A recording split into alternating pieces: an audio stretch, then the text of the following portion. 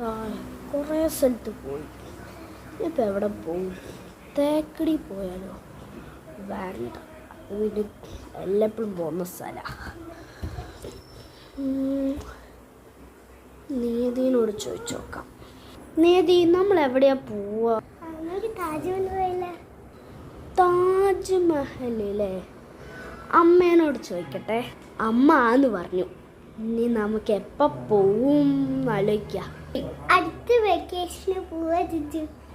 അടുത്ത vacation. Okay, എന്നാൽ ശരി, ബൈ. ബൈ. Okay, by. അവള് പറഞ്ഞ പോലെ താജ്മഹലിൽ പോവാ. എഴുതി വെക്കണോ? വേണ്ട. ഇതാരുടെ കിൻഡർ ജോയ്?